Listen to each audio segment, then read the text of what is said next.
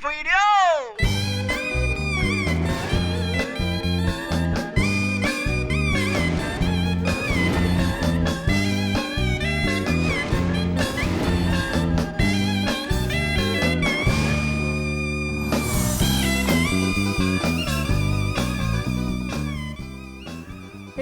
大家好，分享收看村民大会，我是丽丽。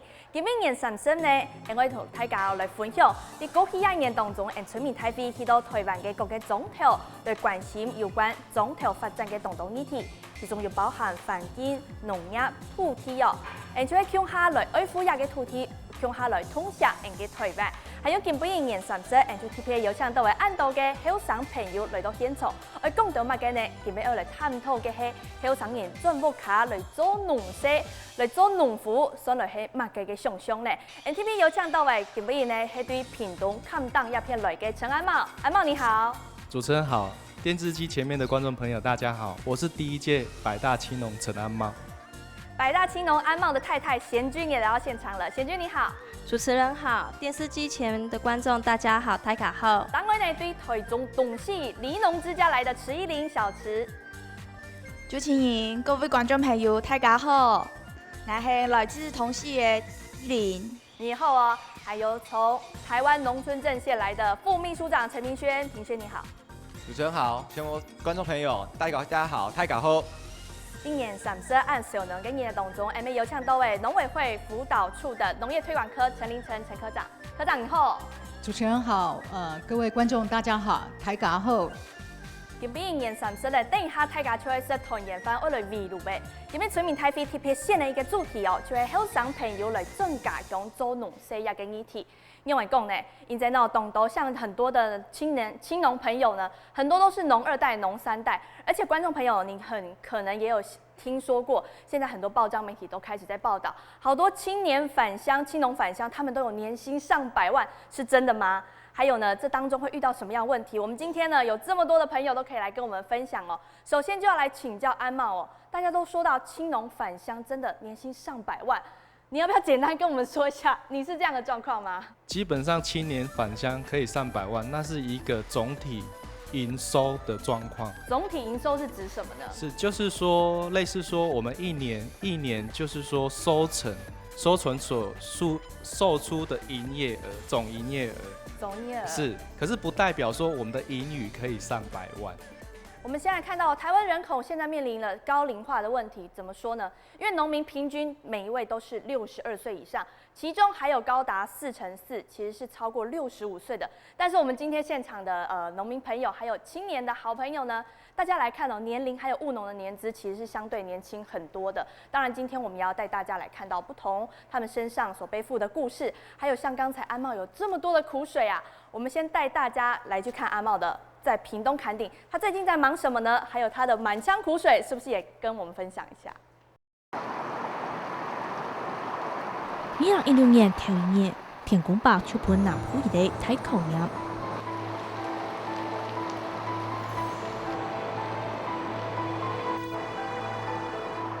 一落到明明咪咪，年代意思嗰片天氣一落冇天，天空嘅風頭位窄到一半，長洲的先不用等。等天時轉好，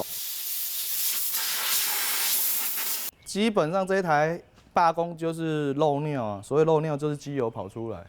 綠意冇好做農事嘅，不過對安茂來講，其實都無限。你做農夫以前，佢哋有名嘅茶廠上班，負責天資6天。做農夫過後，當然就轉做老農機，疲勇感情。這一台目前它是我最重要的機器，因為沒有它我不行，因為它可以幫我做翻耕。然後下水田，還有種紅豆、種玉米，就是我們現在可以動的，現在目前工作可以做的，它都可以做。所以它是我最重要的夥伴。將來要結重要咯，差唔多出嚟嘅補養，成年嘅以外，就係亞台太農機，老嘅感情輕好為難。只要我農忙期需要翻耕的時候，它都是最辛苦的，因為基本上我如果沒有休息，它就不能休息。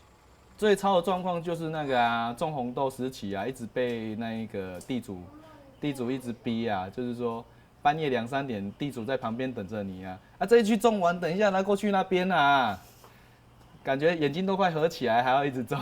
醒过记录系5点钟莫睡梦。不会想要睡觉，因为我的眼睛都是 money。我先用机械化为自家开创出农业程度，其次讲没推讲，当中天8年嘞，已经天天内看到成果。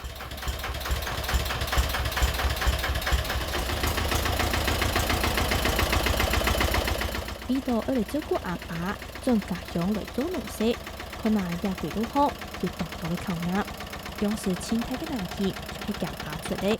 都好未老也同像係變形金剛嘅機械有關係。我爸他背負着，就是我回鄉從農，他背負着成敗啊，面子上的成敗啊。好，一旦我都沒有買任何事情，我隨便做，失敗了我走人，他沒有很大的問題。好，因為他沒有任何損失，面子上還有一點損失而已。可是當我一旦投資任何事情，硬體或是設施，我一旦失敗以後，他面子會掛不住，因為我爸爸在地還算是一個有點名氣的人啊。做老爺爺想做乜嘅就做乜嘅，如果阿爸實唔係安尼，做阿爸實看到老爺用機械化嚟做農事，老傳統經營模式千無共用。用自己的看法收窄太麻。然後那時候我這一台農機，然後拉回來的時候，我就直接衝到田裡面去噴藥。可是老人家還是看不過去啊。從我開始這一台下去田裡面，罵到紅豆收起來。結果發現一個很好玩的事情，我那一季紅豆，我一分地收成480斤，相較於隔壁他才收了不到400斤。所以我紅豆說服了我爸爸。前面總算看到成果嘅，咪係前面爭啲老人家嘅天天。你知道嗎？我稻米收完，我爸爸在就是說一般閒聊的時候，就開始跟人家講了啦，就是開始說，你看阮囝，你才開出去，也無偌久啊，一下就在看電視啊，啊你來排到安尼這麼忝，就一個轉念了，他就一個轉念了。然後第2年，我怎麼做，我爸爸就沒有講任何話。將家鄉做農事遇到嘅家庭問題，好在阿爸也關友好結結，本期唔單槍行出自家嘅農業線路，還拓展好朋友。我說農夫娶不到老婆的，我就騙一個回來了。你是被騙回來的？算是。為什麼？因為都市待久了，坪數不會算，然後阿茂直接跟我算甲跟分，那結果他從台北把我帶回來之後，發現，站在門口傻住，原來3分是如此的大呀！自家種自家買一條路，條下馬順康嘅親戚朋友咪對佢都冇信心，故所也兩公婆喊佢什麼病。阿茂他是一個生產者，他如果要是當一個行銷者的話，他會分身乏術。那因為阿茂他主要都是機械，一人農業機械，那農機它聲音很大，它沒有辦法停下來，也甚至沒有辦法靜下來跟你好好的溝通。那我就剛好承接客服這一塊。分工合作，一下負責人客服務行個行銷，一下負責耕種，後生人進家鄉打破舊嘅思維，一步一步只能做，行出自家嘅路。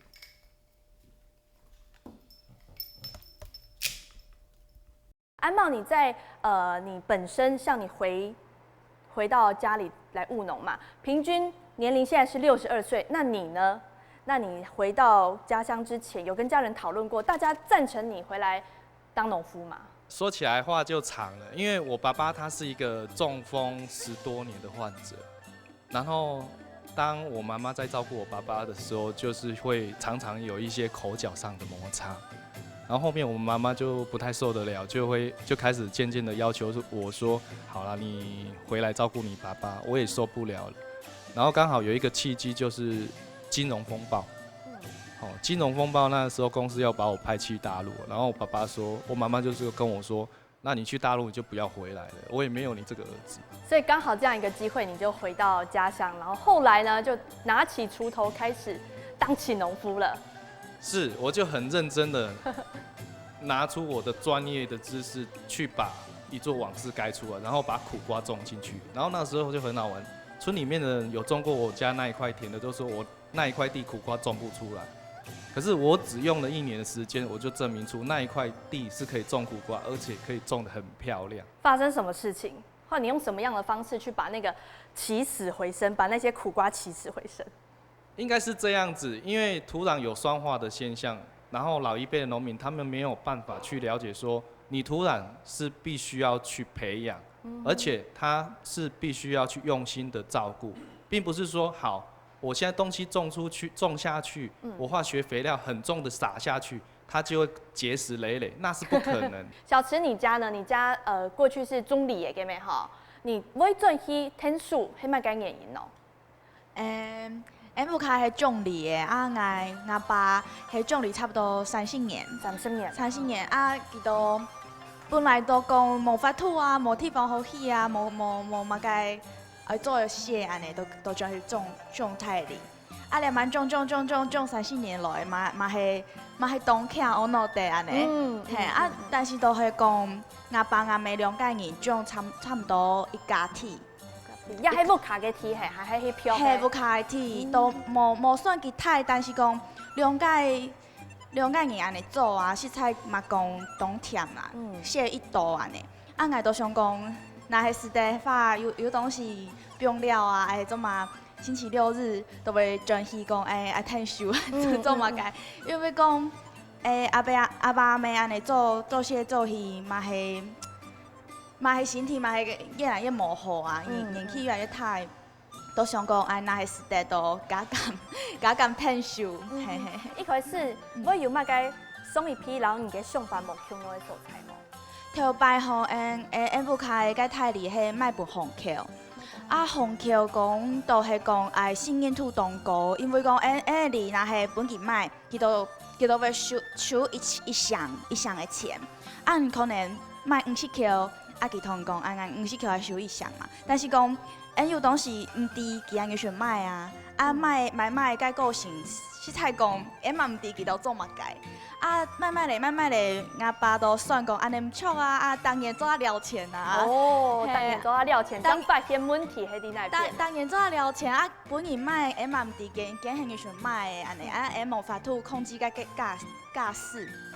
了后，我都想讲，我开哩品质当好啊，做嘛顺得，自家买看，啊，连蛮多当头名录的东西，我都想讲，无我试看，同然讲说，那里种的品质更较好一些，自家头名录红安尼行销。一开始，爸爸妈妈知道你的爱啲名录卖有可能冇？囡嘛算系当开面，当开面阿爸阿妹啦，囡都讲好啊，无你试看啊。你一开始吃几道？无一道啦，差不多卖到2万，差不多4年吧，3-4年安尼。啊，头一年都可能卖几十斤安尼，无一道，但是讲都慢慢累积一些口碑啊。都是都好事，都同人介绍安尼，慢慢都较多人会同人买。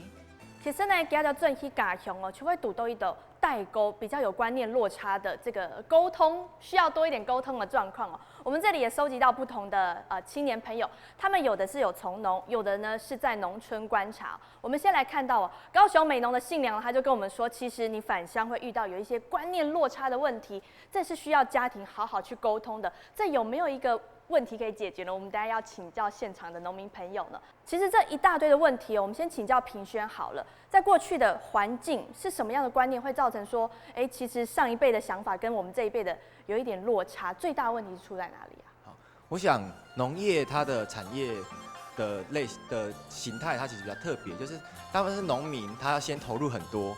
然后等到收成的时候卖出去，然后才有收入进来这样子。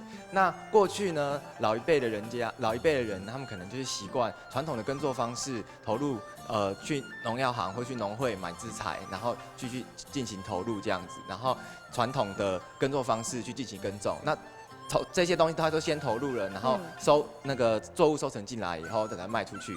所以其实我们在很多的农家里面都会听到跑货的压力其实很大，因为收进来以后它有仓储的压力，那尽快把它跑掉，赶快卖出去，换现所以金。在传统的产销模式里面，可能大家就会心想说啊，我可以赶快把货跑掉，所以把货交给盘商或者把货交给农会。可是我想新一代的青农，他们有非常多不同的观念，他们接触了新科技、新知识，引入了企业化的管理，然后引入了新的那个行销跟管理模式。其实他们有很多的想法，而且他们有很多的创意。那在这样子的想法跟创意之下，那大幅的去改变整个经营模式这样的情况下呢，其实我们也看到这些青农为农业带来了注入了新的活水，开创了新的一片天。可是像这样的东西，在一开始回到乡村的时候，跟传统的农民相较起来，他们不熟悉这样的方式，他们觉得说，我货收进来以后，我赶快把它跑掉，你这个方式会不会亏很多钱啊？那会不会就是失败啊？林轩说的这些，阿茂，你有遇到这样的问题吗？像在行销或者说家庭观念，基本上在卖这一块，现在以我妈妈来讲，我妈妈会认知为说，你怎么不要把你生产的东西直接卖给盘商就好了。这是他们最传统的方式，种出来的东西，农作物直接交给粮商，交给盘商。因为他们认知为就是说，我们这样抛头露面，浪费那么多时间，你何不好好的管理你田里面的东西，把你的面积做大，量做大，你就可以很稳定的赚钱。你何必要抛头露面，这样台北、屏东跑来跑去，又不一定赚得到钱。老实说，我们台北这样子展售，老实说是没有赚到钱，而且是我们还要投资资金进去。像是我们这样子跑展售，我们获得一个最大的好处就是我们的人脉充分的扩张了，而且是让不认识我们品牌的朋友也慢慢的来接触我们的品牌，因为我们讲求的是所谓的曝光度，而并不是所谓的实质的金钱的效益。原来这是不同的战略会导致你后端不同的方式出来，还有效益也不一样哦。刚才我们看到那个数据，台湾的农村人口平均是62岁，但是今天呢，他们其实都非常的年轻。可是在这中间却会遇到了好多的挑战，好多的困难。请教科长科长在很多人，我相信不只是他们有遇到这样的问题，其他人青年回乡从农的时候，我们可以给予他什么样的协助？我们辅导青年农民呢，采取的辅导策略呢是1对1的一个陪伴辅导，那为期2年。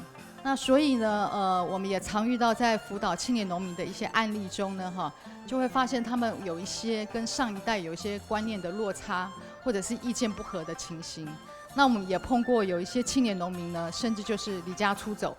那更严重的呢，他们就还有家庭革命都爆出来了吗？是。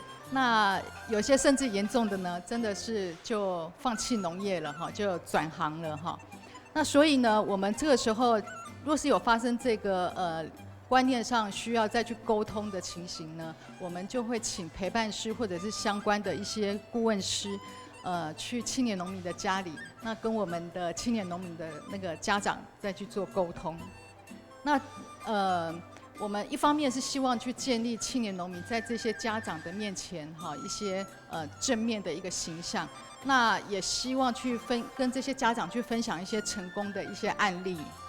那所以我们就是在跟家长这边就是沟通，然后去肯定青年农民，然后他们的一些创新的作为，以及他们这些青年农民的优点。那所以呢，我们就慢慢的去说服这个家长，是不是就是先从小部分放手，让这些青年农民来试做，然后再由我们这些陪伴师跟顾问师带领这些青年农民去试做。那这些生产好的品质、好的一些收成的话我相信就是可以交出一张漂亮的成绩单，来慢慢的说服那个上一代的那个观念落差的问题。是 OK， 我们来听听其他的朋友怎么说。完全没经验、没头绪，回乡呢，你就只能照长辈的指导来去耕种，所以中间常常会出现代沟的问题。不只是耕种，你缺乏共识。假如呢，你青年朋友青农想要尝试其他的作物，想要种看别的其他的方式来种看，就会引起更大的家庭摩擦。科长也跟我们说到了，甚至是离家出走都有可能。那土地刚刚讲到哦，没钱、没地、没技术，土地的问题呢？安茂，你的土地有遇到什么样的状况吗？我在农地租赁这一块我是比较创新一个部分啦。我是用宣传布条，就是类似选举的时候，你会看到候选人会在路边一直挂他的布条。我也是在路边挂我租地的布条。你挂什么？上面写什么啊？是，就是承租农地啊。然后你要跟别人租过来。对，承租农地，然后搞到最后就变成说一堆人打电话问我要跟我租农地啊。假设说你要固定在你的村落，你要租到一定的面积，老师跟你说不可能，因为在地的老人家为了面子的问题，他还是不会租给在地的年轻人。这是属于一个面子上的问题。他宁愿租给外乡镇的人，他也不愿意租给你。我现在目前遇到也是这种问题。请教品轩，这个土地的话，是青年返乡常常会遇到一个很大的问题，除了租不到，还有其他的问题吗？对，那青年返乡，我们常常会听到的就是青年农民租不到地。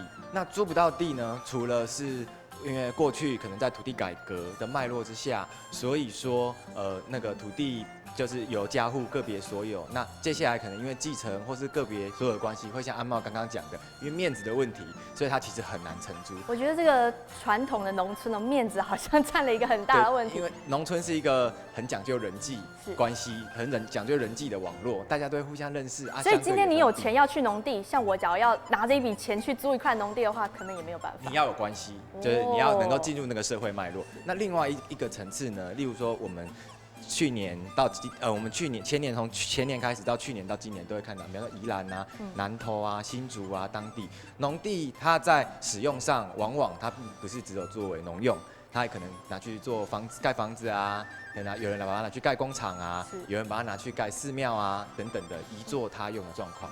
那这样子农地投资的状况，其实也造成了农地使用用途的转变。有很多人，他可能持有的农地，那他身份已经不是农民了，可他可能上一代传给他的，但是他有计划要移作他用，所以他农地就不租出去，因为农地也不用缴田赋，他拿在手上的养地成本很低，那他留在手上，等到一个好时机，然后他可以卖掉，或是可以拿去做其他的利用。可是租给农民就有契约的问题啊，那甚至不是契约是口头约，可是农民的东西已经种下去，你也不可能中途收回来，就会影响到他的利用。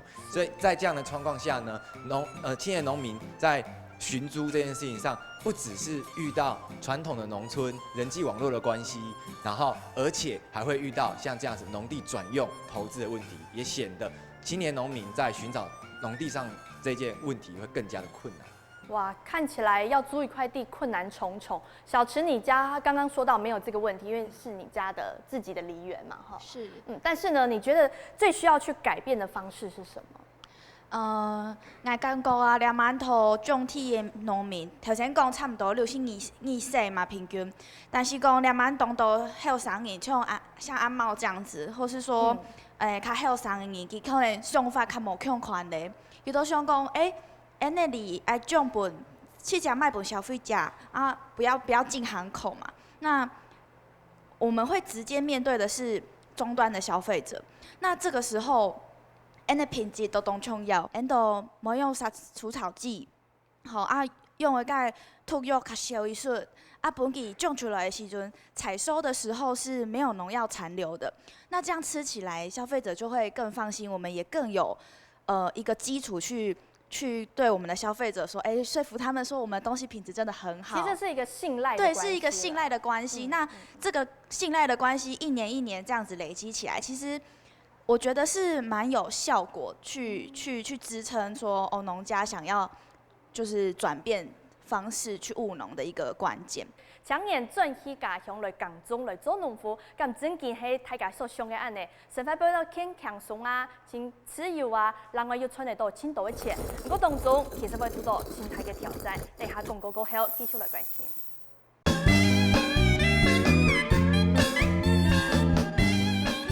嘉宾年上真係繼續進到全面睇啲嘅討論現場，今日 ATP 有請嘅後生熱、後生條呢嚟到現場，我哋同大家分享後生农民朋友转到家乡来做耕田呀，件事情，算来又艰难哦，还是其实係同简单嘅事情。唔使安尼哦，我哋看到亚份书记哦，其实亚下遇到乜嘅问题？上幾天呢，同大家分享到亞下農村嘅人口年齡差唔多係62歲，不過亞當中啊，看到全台灣現在農林漁牧戶有72萬戶，但是其中藏着什麼樣的隱憂？我們看到74%的人呢，他是沒有意願想要繼續承接下去的。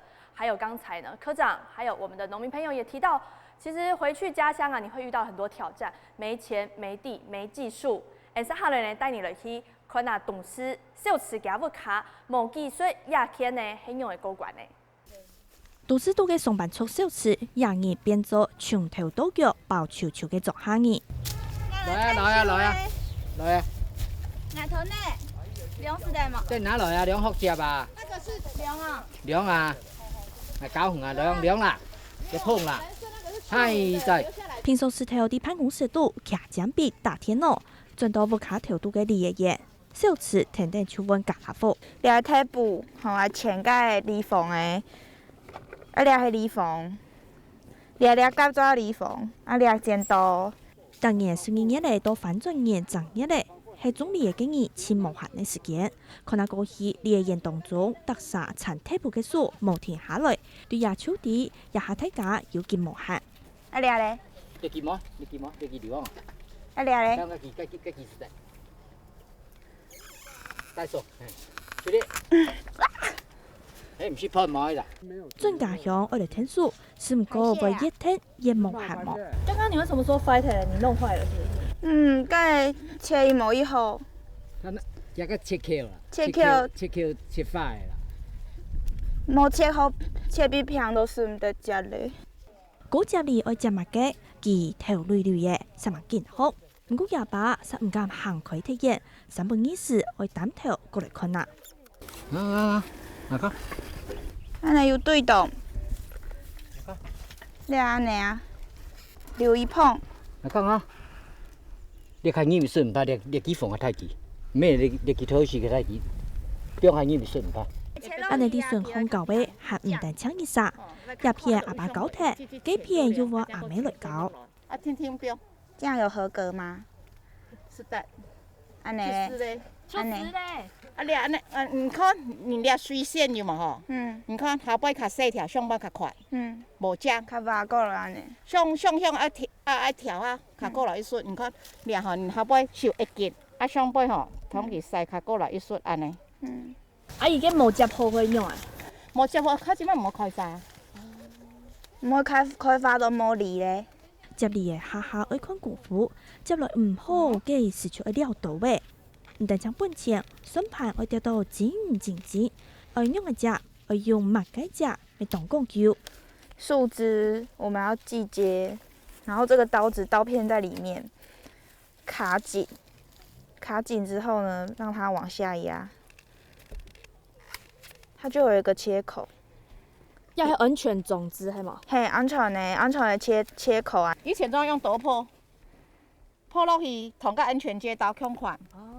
唔過較危險。較危險，你唔曉破，因為切到燒。後生人愛進家鄉無按改，無限舉辦周邊呢，總算愛食飯咧。就是接嚟是較多啲。年年豐收。洗破。阿媽才過嚟哦，阿媽天天。三胎同堂按雲南嘅見相，一年難得有幾擺嘅。有接嚟啊？有，我今日着兩捆貼布。按聽係啊？哎呦，按比我過啊，冇。會啦。爸，我今日搞兩介時，唔係講吼，接幾多就算師傅，唔係安尼。算好你學較好。你吼，電競叫師傅啦，接你無師傅。89。多些要電競吼，阿離他點解會過較專業？你也接當用嘅喏，阿妹講佢一徛，嘅阿爸是喏。安尼是的嘛？他講一般平均。接幾多？差唔多600到800。還較多嘅。較多嘅千塊鳳都有喎。等到準備搞事誒，大家就見笑。冇100鳳。我唔敢講，我唔係寫。我去年當中呢接鳳，然後接鳳較難。食某一号给唔甘饭来食。食一封都撩一封。叫你将军饼，无啊，是你是卡饼。紧吃饭，大家紧讲笑，不过对后生人很转不卡来天数，也就睇你都紧成熟。两万同人天数，他今晚吼传承本地，关人咱同地天数，关唔他。嘿，现在有姊妹吼，分给咱做，咱吼两家的想法都会安尼。无按关键啊吼。咱有姊妹上来行两条路吼，咱无分吹。梦长哦，快做，年年太丰收。好，落力。而求年年丰收，我希望生意推传承。花包要削的，熟到熟时，用得无很简单。俩老师傅以前啊889眼。30年前，做新娘咁样来，就做新娘，种啊新条，媳妇，那只高底，削花包，食真系搞。都了变师傅嘞。老师傅一生嘅本事，做事嘅对学礼服好意思。观念嘛以前啊嘛带转同叫爸爸讲诶，两万要你选择，俩后生人有后生人嘅想法啦。我感觉佢讲嘅嘛当有理啦。所以多年来，我哋感觉安尼以前有用除臭剂啦，化学用较多嘅时，用较多嘅时，该礼数一种无按杂。廿几年一种礼数加一杂。就安尼紧食紧餐，有量功夫，2推人、3推人嘅经验，每天地食礼服，一期又一期，一推又一推人，传承下去，接定上来。安尼吗？安尼个可能做年啊。用薄黑黑做嘛咯？哎，就安尼好健康冇个啊，靠冇晒晒啊。你用毛的薄。爱无安尼装备啊。有啊，有啊，爱无。台湾农村呢，长期以来呢，就遇到了人口外流，还有人力老化的问题。刚才我们也看到了，其实呢，现在台湾的农村人口的平均年龄呢是62岁，还有呢，在72万户当中，里面有一个数据，快要到了3/4的农民呢，他未来是没有意愿要去承接下来的。这当中呢，会不会也是青农的其中一个挑战呢？可是上一阶段我们大家也一直说到哦，青农遇到了很多的问题，没地、没技术，还有没田，其他的问题哦。不过技术这一关呢，我们刚才好像看到小池你家技术一直在传承下去哦。对，就是加立风啊，还有各式各样的就是务农的阶段，我都尽量回去学。为什么啊？会觉得想要传承下去，还是说未来真的想要来种理、种港、种人呢？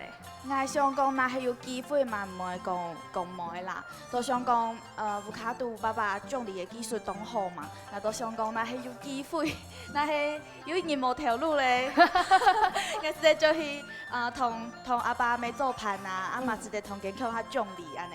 按你躺下來哦，一溜離了呢，你就吃些可能烏卡呢種太裡面吼，唔過呢你一下咪讀到誒。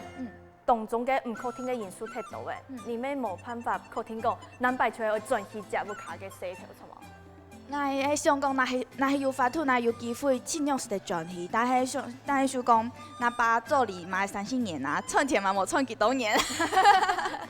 係啊。那你會建議青農朋友他選擇一個高階梨，回去當他的青農返鄉的一個經濟作物嗎？鎖定一個主題。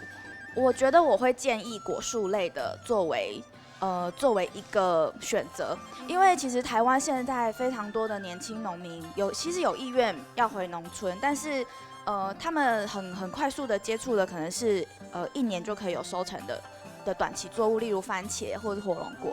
但是其實這樣子大量的年輕人如果都投入同樣的商品的時候，其實很容易會市場飽和，或者是難以消化這樣子的量。那其實果樹類反而因為它進入的門檻比較高，就是可能一棵樹種起來要可以採收時間較長，啊嘛較困難安尼，都會影響到後生人講啊想將去種個泰梨啊，去種柑仔啦，種甜柿安尼的東西較困難。但是講愛講看較長條，可能有機會，若係種兩啊個路年可能都慢慢的，就是交接给我们之后，就是有机会，我觉得果树类的算是比较有机会可以在市场上还有一些空间的。慢慢的累积，可能就会有一些成果。只是这投入啊，时间拉长久一点，放长远一点来看。我们来看目前全台湾青年农民大概有多少呢？有2个数据有带你一起看。百大青农从102年100位到104年最新成长到百大青农全台湾有206位，但是其他呢，根据农委会的最新统计哦，在地农民是从656提高到快要2000位，来到1850。想要先请教科长，这2个当中呢，差别在哪里呢？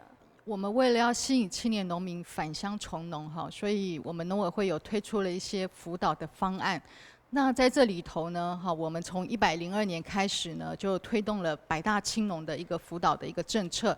那像之前我有去辅导那个中部地区的一些青年农民，那比方说他是那个一个很年轻的一个刚毕业回来返乡从事的一个青年农民，他是种香菇的。种香菇是，那他其实就是在资金部分呢，哈，他就是比较欠缺。那因为他土地是在那个相关的河川地，所以他也无法取得一些口头租约。那是透过我们改良场。透过我们的农事所以及农会的协助，然后让他加入产销班，然后去克服这些相关的一些问题。因为我们也要照顾这些没有获得入选的百大青年农民呢，哈，所以我们大概也是辅导，就是各县市的农会来成立一个在地青年农民的一个交流平台，然后他们会成立一个联谊会。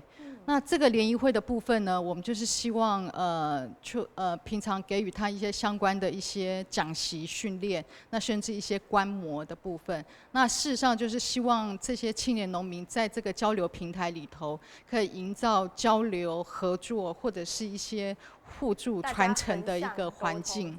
对，那这个部分哈，我们是统计，就是现在全国各地有16个县市。都有成立的在地青年农民的联谊会，那这个是各个县市农会他们现在目前辅导的一个数量。是。OK， 谢谢科长哦。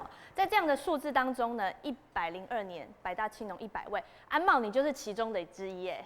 所以刚才说的青农联谊会，你觉得这些对你来说是有实际的帮助吗？还是说你在农业这条路上最需要、最欠缺的是哪一方面的辅导？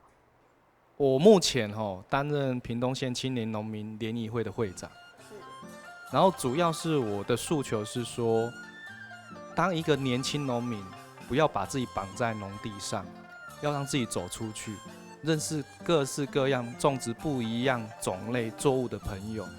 大家都会觉得说，种稻米它的季节性短，相对你的工作会比较繁复，可是。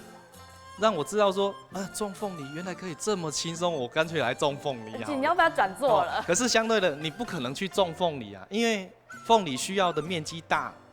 像我认识的朋友，我们里面的行销组的副组长那个赵主任，他就是种了10几公顷的凤梨田，然后可是他们说10几公顷是单一次那个可以采收的量是10几公顷哦。然后实际上他们是种20几公顷，因为他们只说一次的采收量，所以说我们认为说，原来种凤梨需要那么大的面积啊，而且他们资金成本的门槛也是很高，相对性的像是我们这样子一直短期作物，我们资金门槛虽然比较低啊，可是我要投资在设备方面，就变成说我们杂粮类就是投资在设备方面，然后他们是投资在所谓的租地，还有就是说一些种苗还有工资，就是我们不一样的产业会有不一样的结构性啊，所以说参加联谊会最重要的就是让我们知道说，互相的，当我有在执行自产自销的状况之下，我可以结识到不一样的朋友，他们所自产自销，他们是执行某一种形态，哪一种形态可以让我们去互相学习。等于说互相交流，大家不同的环节遇到什么样的问题，好的坏的都可以互相了解一下就对了。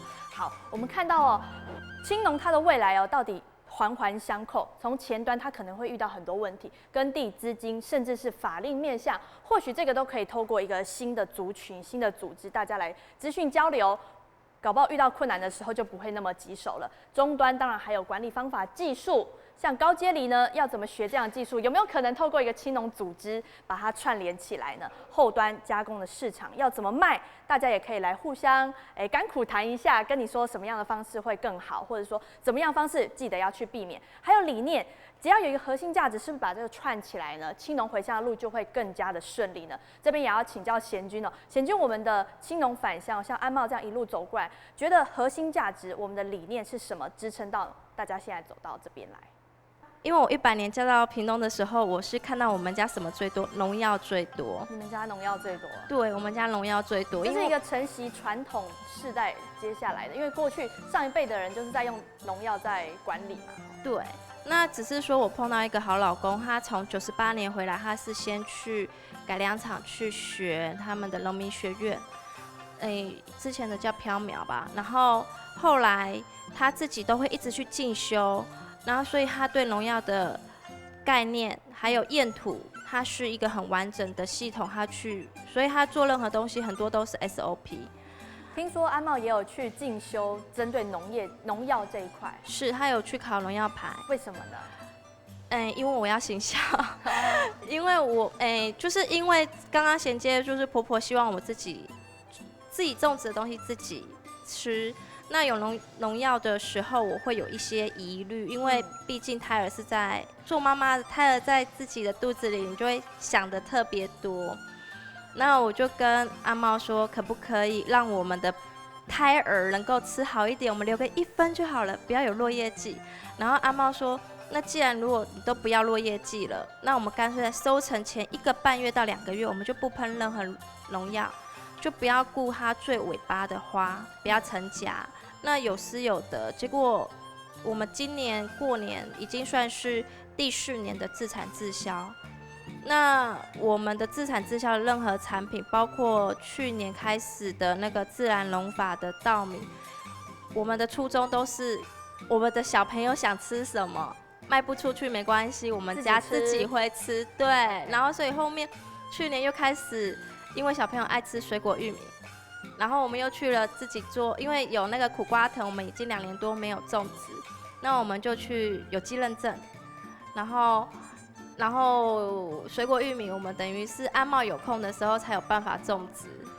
对，所以这一路上也是从一个妈妈的角度出发哦，注重这个食安的发展，然后进而照顾你的土地。但是这个理念呢，友善环境的理念，是我们安茂也是一个爸爸妈妈你们心目中最核心的价值。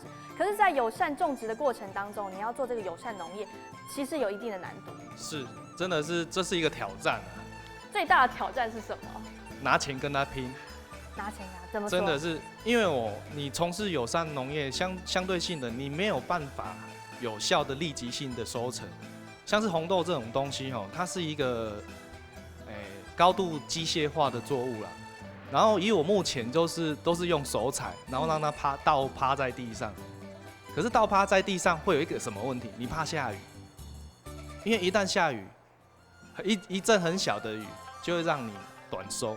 像今年元旦开始，高屏地区就一直在下雨，我们也是其中的一个受灾状况。我应该算是屏东这一次的灾害单位面积受损最大的农户了。